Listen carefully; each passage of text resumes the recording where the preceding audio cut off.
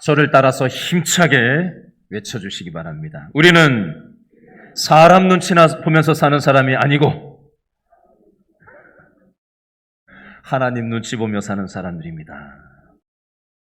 자, 우리 옆 사람에게 저를 따라서 한 번 더 인사 겸 따라해 주시기 바랍니다. 옆 사람 서로 마주 보시고 따라합니다. 사람의 눈치 보지 마시고 하나님 눈치 보고 삽시다.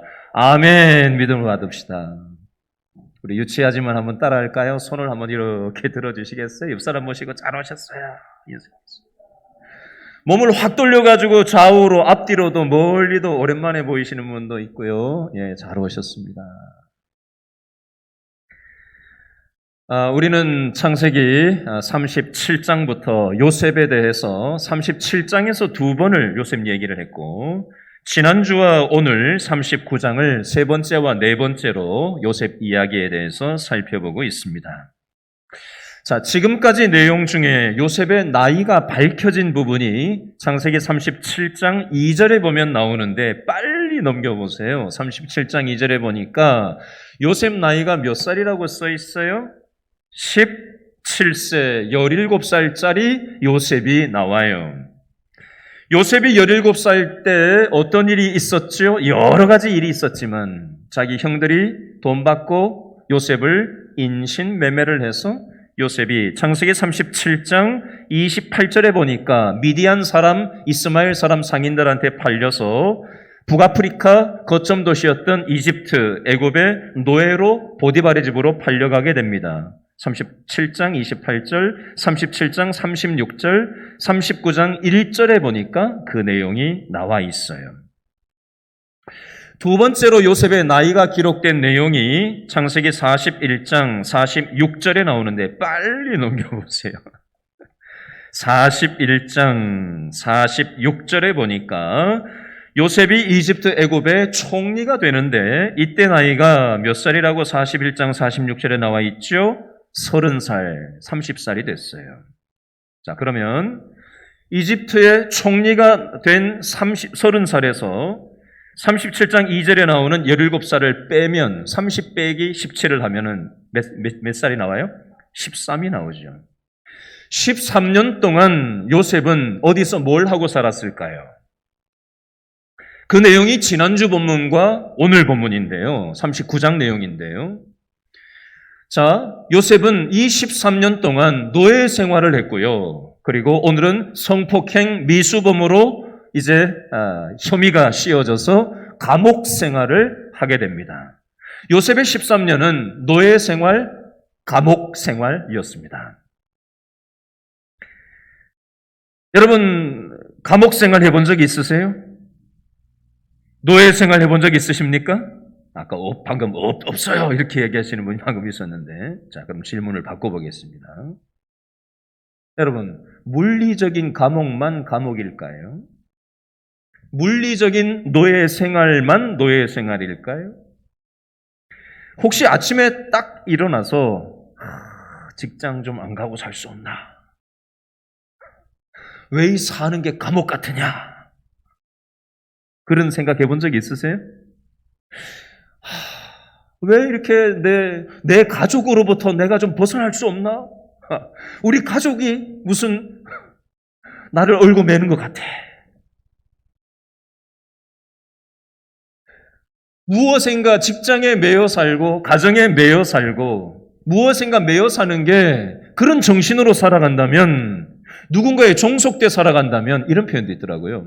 웃을 때도요, 내가 웃겨서 웃는 게 있고요, 옆에서 다 웃으니까 눈치 보고 얼른 따라서 웃는 것도 있어요. 이게 노예 웃음이라고 표현하더라고요. 노예 웃음. 나는 웃으려고 하는 마음이 없는데 분위기상 웃어주는 거예요. 그건 종속된 웃음, 노예 웃음이에요. 똑같은 직장 일을 하더라도 주체적인 일을 할 수도 있고 어거지로 할 수도 있습니다. 이 일 안 하고 살 수 없나? 억지로 뭔가 하는 거죠. 매여서 사는 거죠. 얼마나 피곤하고 힘들겠어요. 노예 근성, 노예 정신을 가지고 살아가는 사람들이 적지 않습니다. 물리적인 감옥은, 물리적인 노예는 외부의 환경이 나를 감옥에 집어넣고 외부적인 환경이 나를 노예로 집어넣은 거지만요. 내가 만든 감옥 속에서 사는 사람들이 어떤 면에서 더 많을 수도 있습니다. 내가 만들어 놓은 노예 정신을 가지고 내 스스로 그렇게 살아가고 있는지도 모릅니다. 내 스스로 만들어 놓은 감옥 속에, 노예 생활 속에 들어가 사는 사람들이 여기에서 벗어나려면 아무리 옆에서 잔소리를 해도 되는 게 아니고요. 내 스스로 거기에서 나와야 돼요. 근데 모르는 거예요. 내가 감옥 생활 하는지. 내가 지금 노예처럼 노예 정신을 가지고 살아가는지 모르고 살아가는 사람들이 적지 않습니다. 예를 들어보겠습니다. 자신을 가두는 6가지 감옥이라는 글이 있더라고요. 제가 이 글을 통해서 혹시 나도 이런 어떤 면이 있지 않나? 한번 생각을 해보시자고요. 첫 번째는요, 자기 도취에 빠져서 살아가는 감옥이 있어요. 여러분, 이런 우스갯소리가 있죠. 선구자라는 말 들어보셨어요? 선구자? 가곡, 선구자. 그죠? 그런 긍정적인 좋은 의미의 선구자가 아니고, 이 말은 선천성의 선, 구제불능형의 구, 자기도취증 환자의 자 해서 선천성 구제불능형 자기도취증 환자 해서 선구자예요. 이걸 다른 말로 하면은 왕자병, 공주병에 빠져서 살아가는 사람들이 있어요? 없어요? 자기가 왕자인 줄 알고, 자기가 공주인 줄 알고 그렇게 살아가는 사람들이 있어요. 남들은 다 아는데 나만 몰라요. 아무도 못 말립니다. 이게 자기 도취에 빠져서 살아가는 사람이 겪는 감옥 생활이에요. 혹시 나의 모습은 아닌가? 두 번째, 비판과 비난의 감옥에 빠져서 살아가는 사람들이 있습니다. 사람마다 좋은 면이 있고 단점도 있어요. 장점도 있고 단점도 있어요. 누구나 다. 근데 이 비난과 비판의 감옥에 빠져 살아가는 사람들은 상대방의 장점은 1도 보지 않고 항상 뭐만 보는 거예요? 자기 옆에 가족이 있든, 자기 옆에 직장 동료가 있든, 교회에 성도가 있든, 누가 됐든 간에 항상 비판할 거리만 찾고 얘기할 때 보면요. 그런 사람 보셨어요? 요 입 가에 막 뭐라고 얘기를 하는데 하얗게 거품이 나와. 입에 거품 물고 비판하는 사람들이 있습니다. 여러분, 어떤 사람이든지 칭찬하고 격려하고 위로의 말을 들을 때 힘이 나고 용기가 일어나고 변화가 일어나는 것입니다.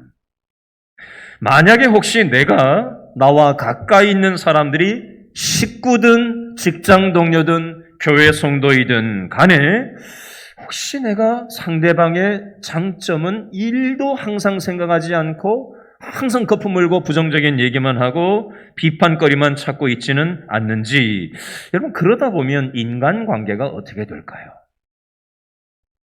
배우자의 부정적인 것만 계속 얘기를 하고, 아이들의 계속 부정적인 걸 얘기하고, 직장 동료의 계속 부정적인 걸 얘기하고, 성도들의 계속 부정적인 걸 얘기하면 모든 인간관계는 다 망가지고 마는 겁니다.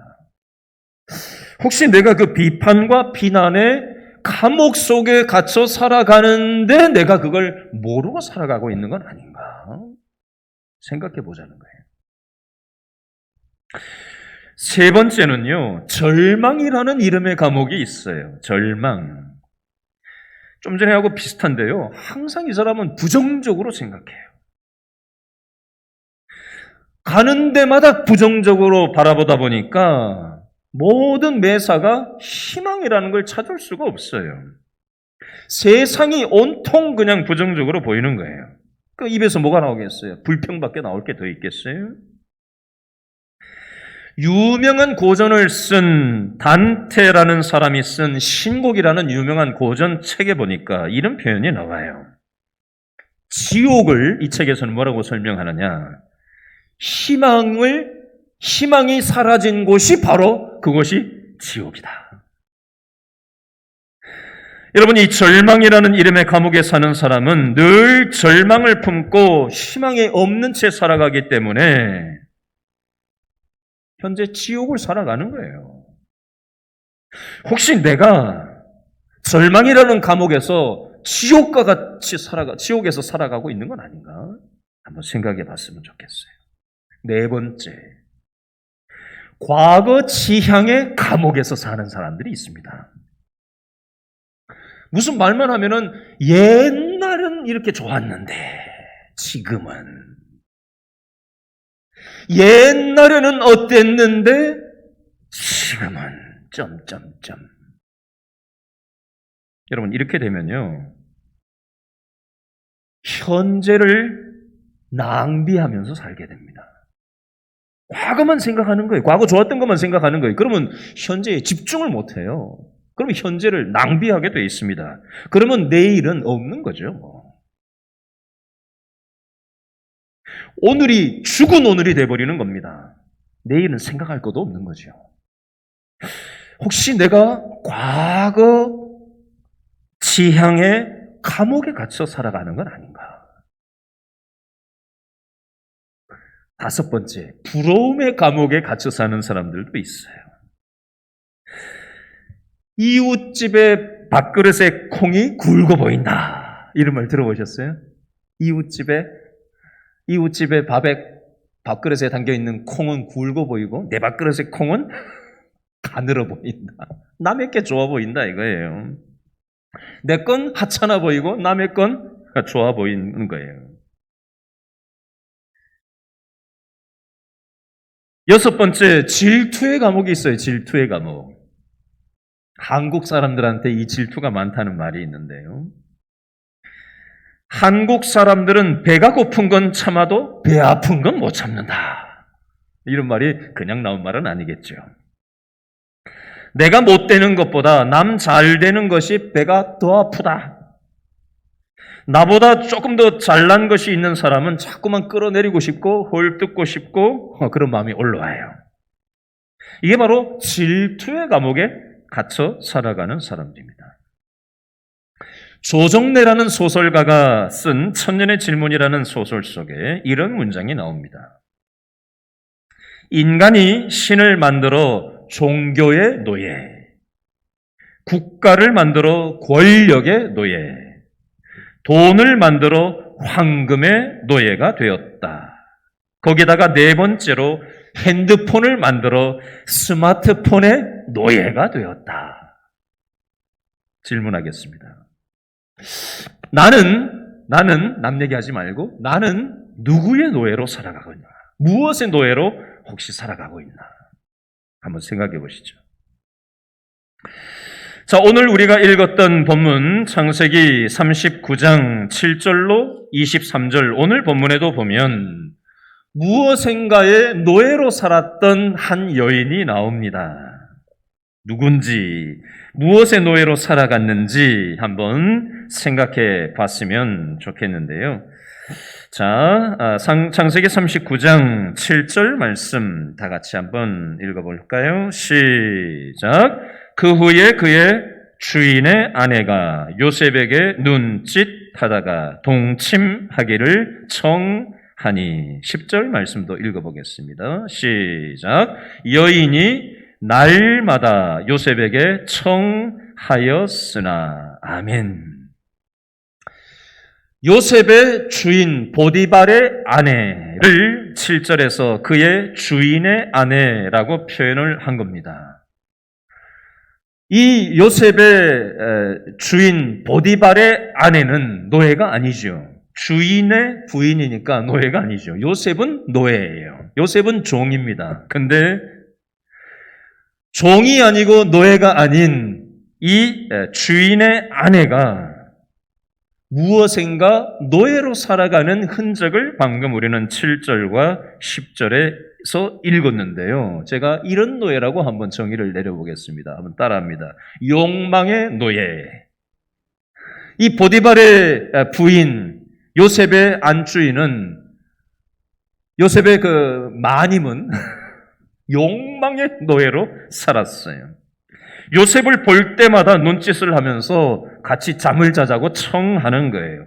10절에 보니까 이 여인이 얼마나 자주 청했나? 날마다 청했다고 돼 있어요. 날마다 그 욕망에 사로잡혀서 요셉을 볼 때마다 그 욕망의 노예로 그렇게 말하고 욕망의 노예로 행동을 하려고 달려들었다라는 내용이 되겠습니다. 여러분, 안주인이 부인이 지금 노예 종인 요셉한테 이렇게 얘기를 하면 노예인 요셉, 종인 요셉이 청을 당연히 예 하고 하자는 대로 해야 돼요, 말아야 돼요. 노예면, 종이면 그대로 하는 게 상식이잖아요. 그렇죠? 근데 요셉이 어떻게 했는지 8절 말씀을 읽어보겠습니다. 39장 8절 시작. 요셉이 어떻게 했죠? 거절하며 10절에 보니까 여인이 날마다 요셉에게 청하였으나 요셉이 어떻게 했다고요? 듣지 아니하여 역시 거절했다라는 표현이 되겠습니다. 아니, 요셉은 종인데 노예인데 주인 부인의 청을 거절한다? 이건 있을 수 없는 얘기입니다. 있을 수가 없는 얘기죠. 노예가 아니죠. 종이 아니죠. 그러면 요셉은 어떻게 이런 말도 안 되는 행동을 할 수 있었을까요? 그 근거가 뭘까요?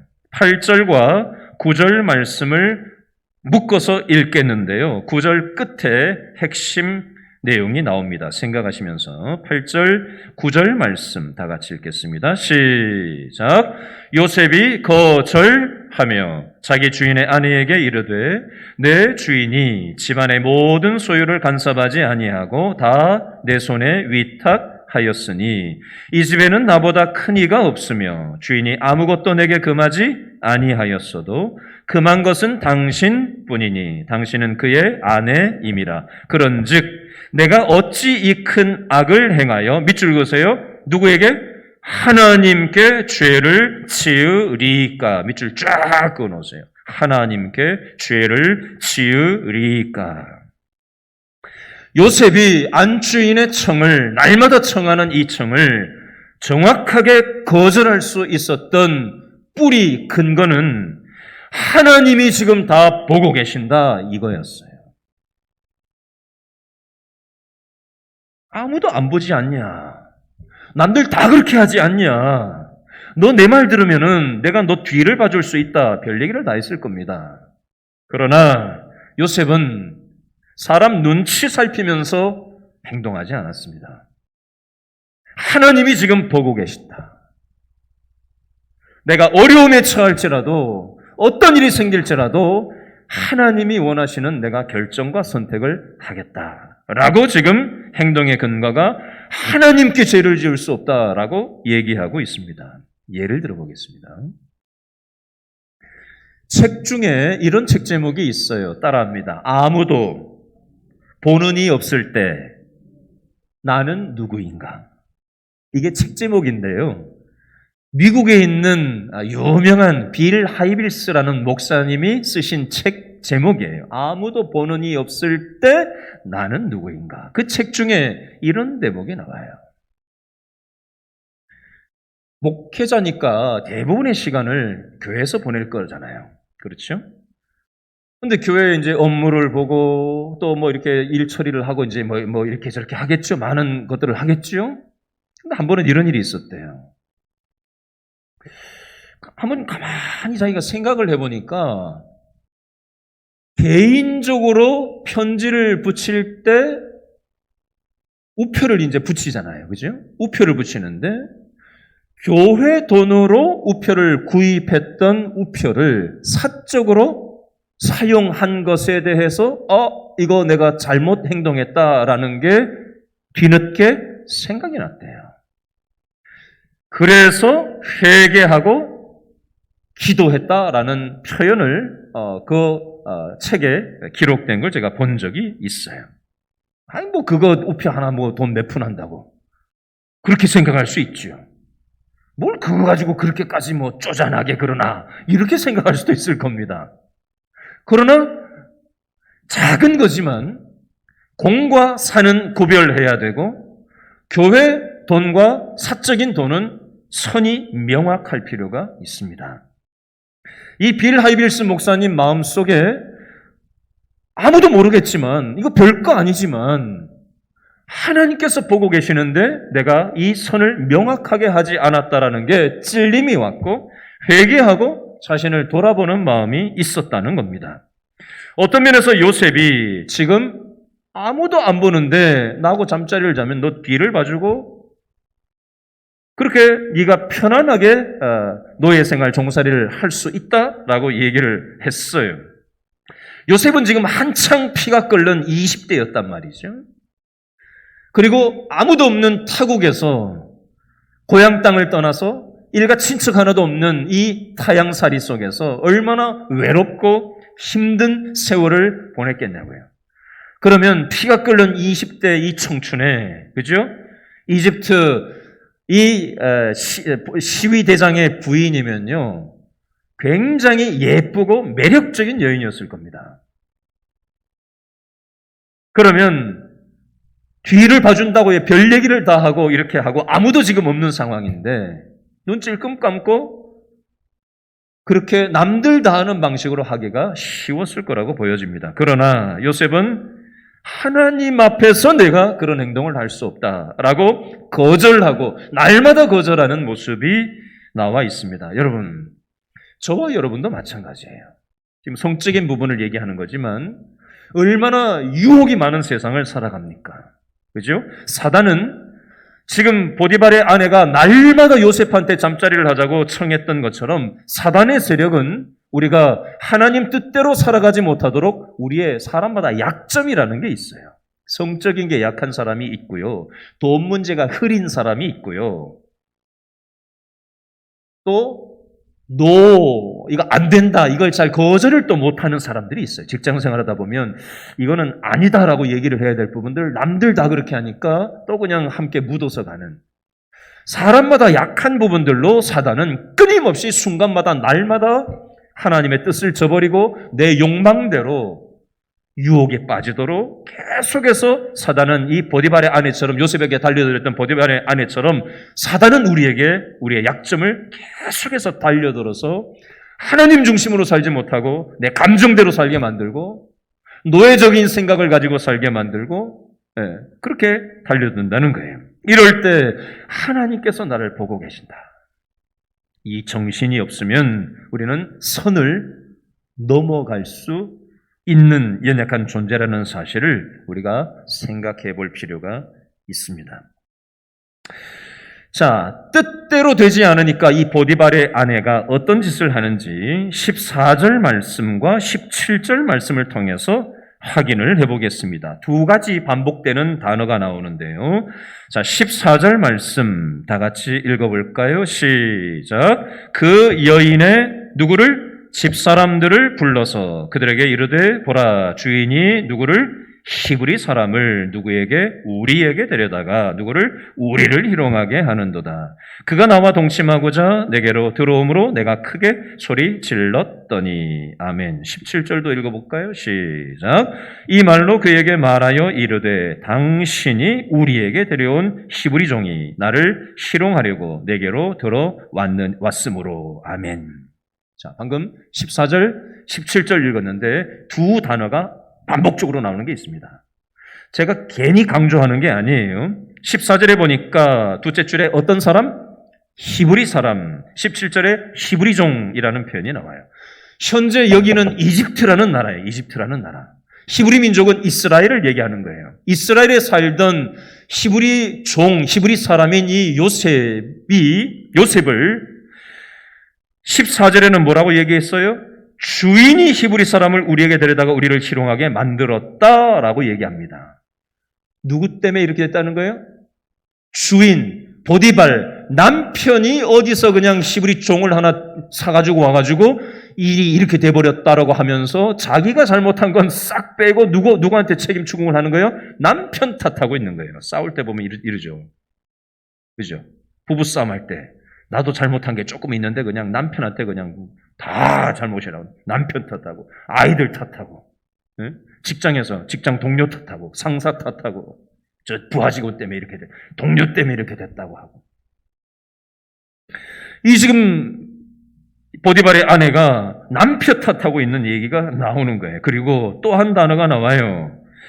히브리 사람이라는 단어를 굳이 사용합니다. 17절에도 히브리 종이라는 말을 굳이 사용해요. 우리는 누구예요? 애굽 족속, 애굽 사람이고 저 사람은 히브리 족속이다라고 하면서 14절에 한 단어를 또 추가하죠. 우리에게 데려오다가 우리를 희롱하게 하는도다. 17절에 우리에게 데려온 우리라는 표현이 나와요. 누구를 가지고 우리라고 얘기하고 있는 거죠? 보디발의 아내 나와 종들은 한편, 우리는 한편이라 이거예요. 얘는 남의 편이라는 거예요. 싸우다 보면 내 편, 네 편, 야당, 여당. 내 편이면 항상 옳고 남의 편이면 항상 틀렸다. 흑백 논리, 편가르기, 정치판에만 있는 게 아니지요.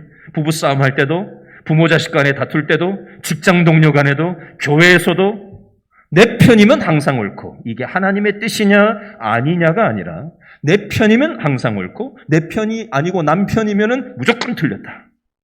이런 어떤 흑백 논리가 심지어 교회 안에도 들어와 있어요. 보디발의 아내의 모습만이 아니라 우리들의 모습도 이게 있다니까요. 나는 보디발의 아내 같지 않아. 아니요. 이런 게 있어요. 자, 부인의 말을 듣고 난 다음에 이 보디발이 어떻게 행동하는지 19절 말씀 다 같이 읽어볼까요? 19절 시작. 그의 주인이 자기 아내가 자기에게 이르기를 당신의 종이 내게 이같이 행하였다 하는 말을 듣고 어떻게 했다고요? 심히 노한지라. 보디발이 화가 났어요. 부인 얘기를 듣고 성폭행 요셉이 하려고 자기한테 달려들었다는 얘기를 듣고 화가 났어요. 여러분, 보디발이 누구한테 지금 화가 났을까요? 요셉한테 화가 났을까요? 누구한테 화가 났을까요? 성경을 그냥 마구잡이로 읽으면 안 됩니다. 생각하시면서 앞뒤 전후문맥을 보면서 읽으셔야 돼요. 만약에 요셉에게 화가 진짜 났다면 어떻게 해야 되죠? 죽여야죠. 왜 감옥에 넣어요? 아니, 자기 부인을 겁탈하려고 노예 주제에 자기 부인을 겁탈하려고 했는데 그걸 가만 놔둬요? 이집트의 형벌은 무시무시했어요. 코를 잘라버렸어요, 그때는. 우리나라 이순신 장군 있을 때도 옛날에 귀를 자르곤 했습니다. 상대방의 적을. 그래서 몇 명을 죽였다라고 하는 걸 귀를 잘라가지고 숫자를 카운트를 했다고 하더라고요. 이집트의 형벌은 도둑질하면은 코를 잘랐어요. 근데 자기 부인을 노예 주제에 건드리려고 했다? 그걸 가만 놔둔다고요? 말이 돼요? 말이 안 되는 거죠.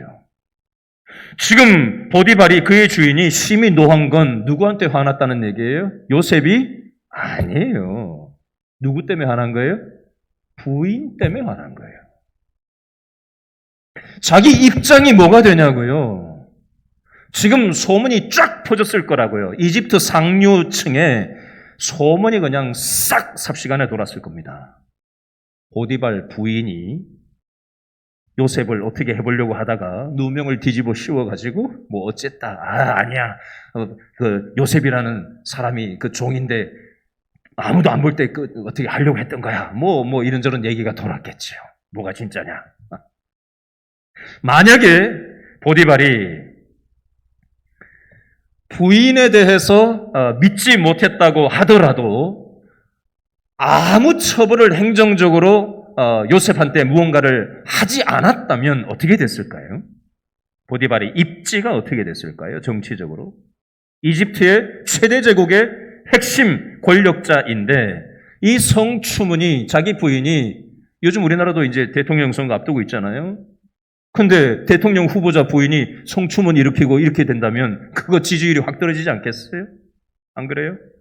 마찬가지라고요. 이집트 애국왕 바로의 최측근이었던 시위대장 보디발의 부인이 자기 종하고 놀아났다라는 말이 만약에 퍼진다면 이 시위대장 보디발의 입지는 아주 축소가 될 거란 말이에요. 그러니까 그 입막음을 하기 위해서 요셉을 감옥에 행정 처리를 하는 거예요. 요셉이 잘못했다는 것을 인정하는 게 아니라 자기 입장 때문에 전후문맥상 그렇게 했을 것으로 보여집니다. 자, 20절에 보니까 이에 요셉의 주인이 그를 잡아 옥에 가두니 그 옥은 왕의 죄수를 가두는 곳이었더라. 요셉이 옥에 갇혔다라고 돼 있어요. 여러분, 요셉의 입장에서 한번 생각을 해볼까요? 얼마나 기가 막히겠어요. 나는 잘못이 없는데 성폭행 미수범으로 억울하게, 안 그래도 자기 형들한테 억울하게 구덩이에 빠졌다가 인신매매돼가지고 이 이집트까지 고향 땅 떠나가지고 아무도 피도 섞이지 않은 이 아무도 친분 없는 이곳까지 와가지고 외롭게 노예 생활을 하고 있는데 최선을 다해서 가정총무로 섬긴 것밖에는 없는데 그 안주인의 욕망 때문에, 거짓말 때문에, 모함 때문에 억울하게 또 한 번 이렇게 이런 감옥에 들어오게 된 이 요셉의 마음이 어땠겠냐고요. 여러분, 우리도 신앙생활 하다 보면 나는 하나님 중심으로 사는 것밖에 없는데 왜 이렇게 억울한 시간을 보내야 되나? 왜 이렇게 이해받지 못하는 시간을 보내야 되나? 힘든 분들이 있을 겁니다. 요셉도 그랬을 거예요. 지난주에 제가 우리 교회 성도 몇 분하고 전화통화를 하다 보니까 두 분이 억울한 어떤 부분을 저한테 얘기하시는 분들이 있었어요. 목사님, 이런 것 때문에 제가 좀 억울하고 힘든 마음이 있다고 하면서 얘기를 하시더라고요.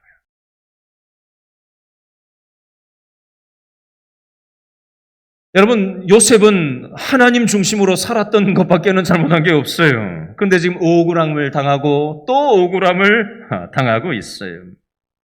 왜 이런 시간을 겪어야만 했을까요?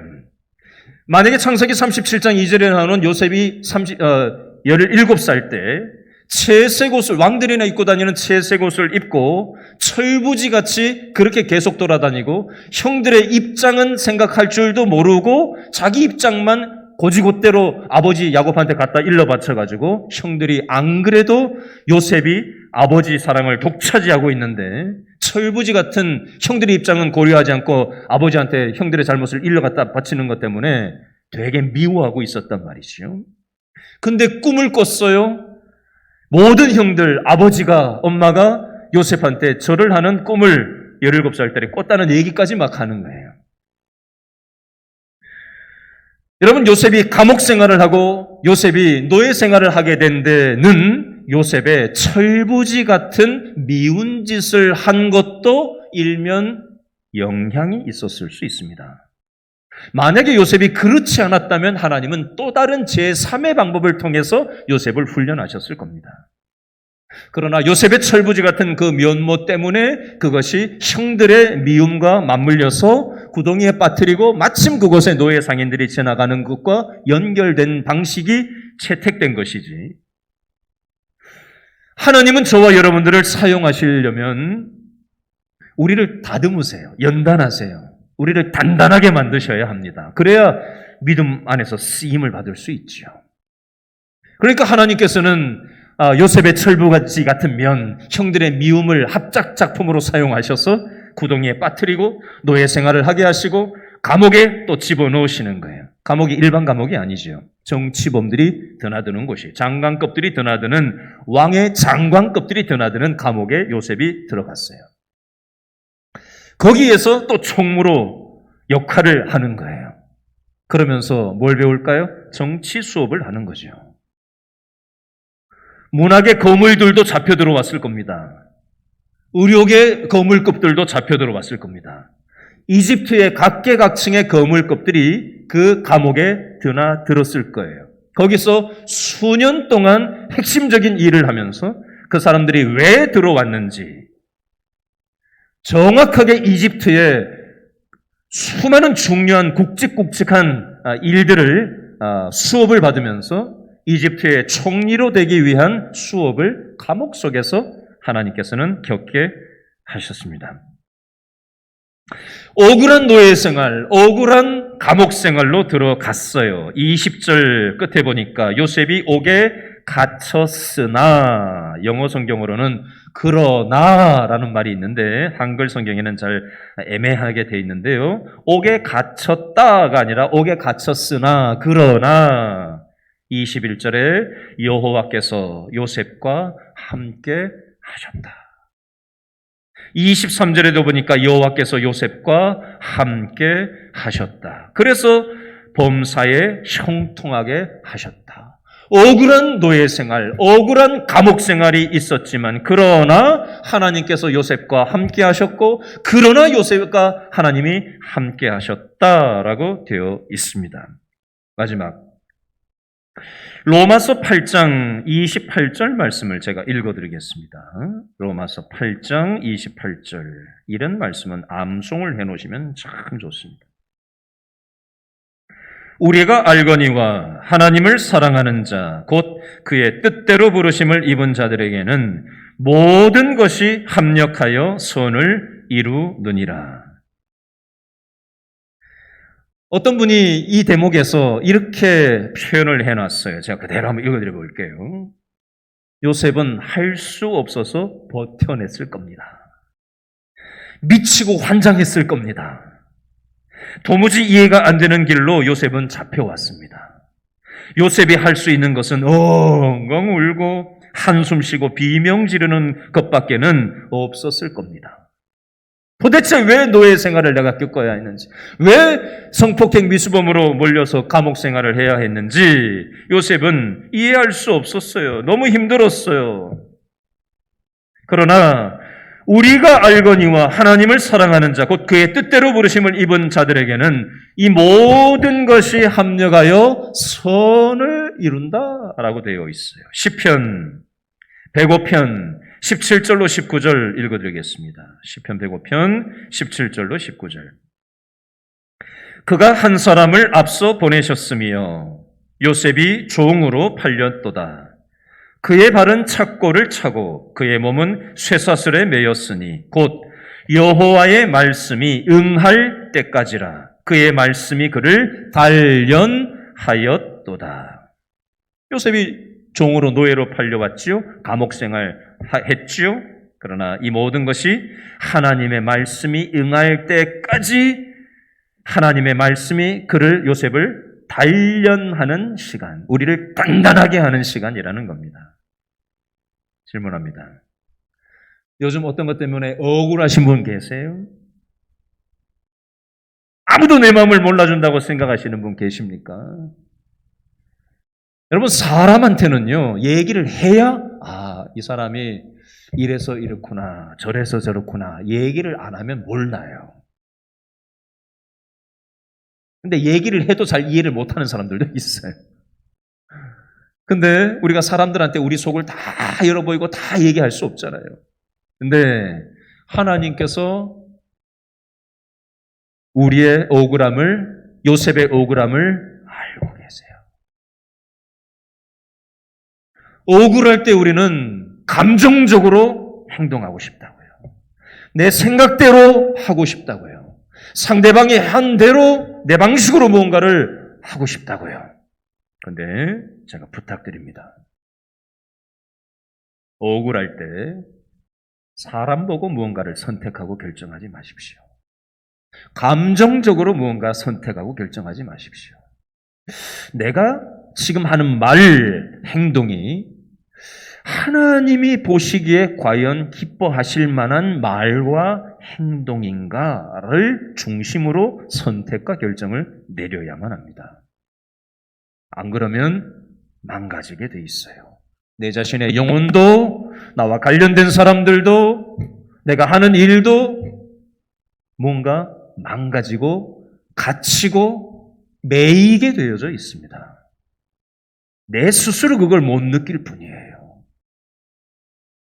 하나님은 저와 여러분들의 영혼이 하나님 안에서 자유한 영혼이 되기를 원하시고 하나님 중심으로 하나님이 기뻐하실 만한 선택과 결정을 하면서 하나님 안에서 살아가기를 원하십니다. 여러분, 그 어떤 사람도 완벽한 사람은 없습니다. 우리는 서로의 연약함을 메꾸어주고 불쌍히 여기고 기도해주고 함께 책임져주면서 이 믿음의 걸음을 걸어가도록 우리를 공동체로 부르셨고 가족으로 부르셨고 직장에 보내셨다는 사실 기억하시고 하나님 중심으로 결정하며 하나님이 기뻐하시는 선택을 하며 살아가기를 결단하며 나아가는 저와 여러분 될 수 있기를 바랍니다. 기도하겠습니다.